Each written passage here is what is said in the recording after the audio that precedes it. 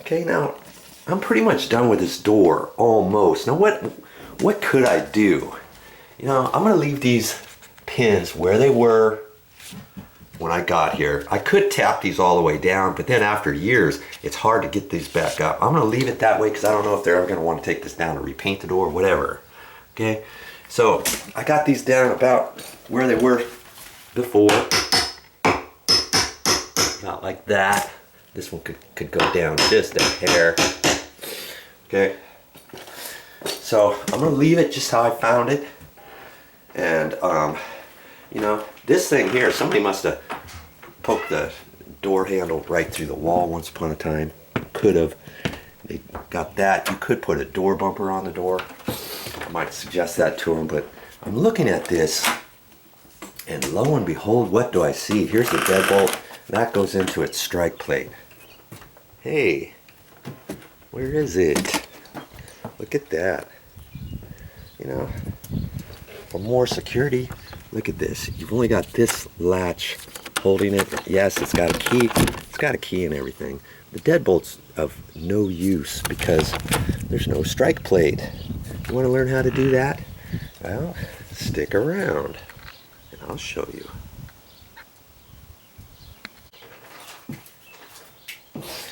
I have a few interesting things to show you about a strike plate. Okay, now here's a standard strike plate. I'm going to make sure I've got the holes stuck out in the right direction, because you may think, hey, what's the difference? Could I put it that way, or do I have to flip around that way? Look carefully, and this is kind of contoured in to allow the flat screws to set flat. That's what I'm going to end up putting in. But you could put in a different type. You see this? Here, see? This one is a little different. Look at it. Now this, granted, it's not for this. There's a whole unit where the strike plate is actually taller. And then you would mortise this into the edge of the jamb a little bit further. Because see, right here, there's two big, huge screws here. And then your regular screws going to that go into the door jamb for your strike plate, just to hold on to that. Does that make sense? You could make it deeper too if you wanted. You could put this in first, and then you could put this if you want, so you don't see the pocket. So it looks all nice and pretty. Then you got to mortise it in that much deeper. Then you put your strike plate on there. The idea with that is it gives you more strength, more security. Because if this goes in here, you mortise it in, and then you use long screws for these, like 3-inch long screws, and those are actually goes through the 3/4 inch door jamb. Then you've got a gap where the shims are, which is 1/4 inch to 3/8 maybe. Then you've got the 2x4 behind there. You can drive 2 long screws right into the 2x4. Use 3-inch long screws, let's say. Okay, that would hold that in. Then your strike plate cover fits over that. Does that make sense? Yeah, it's a little bit more work. What's happening is when you put just a smaller strike plate in, let's see if you can see that, then we've got 2 little screws. Those 2 screws are all that's holding that strike plate there. So I don't care how strong the deadbolt is, your deadbolt is only as strong as your strike plate. Your strike plate is held in there with 2 little screws going into just the pine, 3/4 inch pine door jamb. You know what's going to happen? If somebody kicks this door in, it's going to take these 2 screws and it's just going to split this pine or Douglas fir. It's not even Douglas fir. What is it? It's more. Most of them are pine. They could be Douglas fir. No, they're not Douglas fir. I guess they're pine.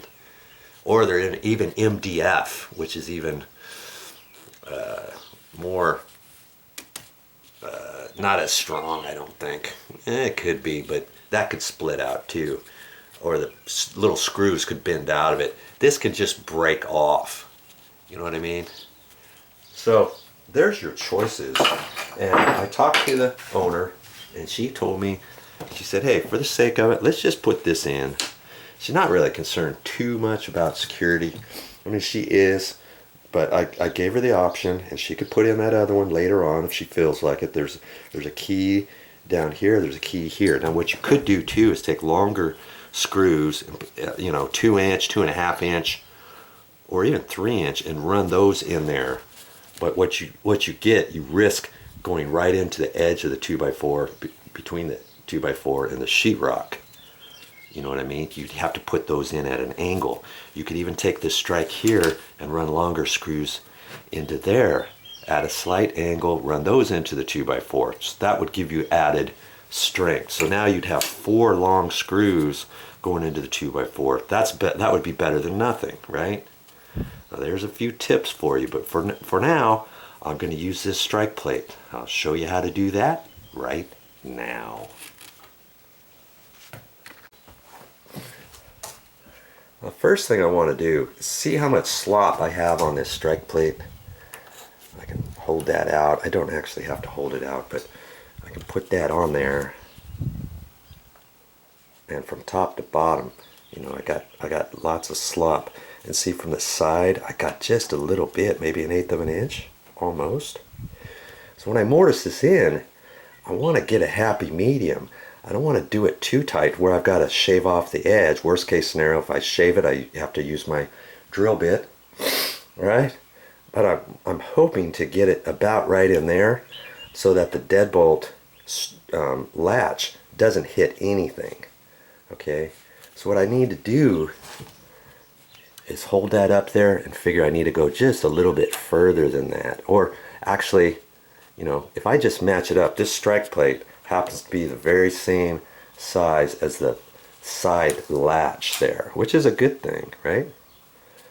So I want to measure from the edge of the door over to the edge of that, and I don't like to use the tip, because if that tip's bent, I'm not going to get an exact measurement. So I could hold this on 3 inches, 2 inches, whatever, and then I get a better measurement. See, I know I got a 5/16 of an inch from the edge of the door to the edge of the strike plate. Okay, so far so good. 5/16. Now I'm going to close the door, and I'm going to see, I've got this latched, I got this adjusted exactly where I want.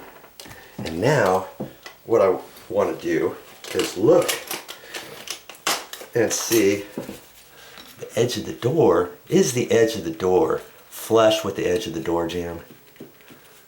And I'm saying no, it's not. It's maybe almost 1/16 of an inch away from there.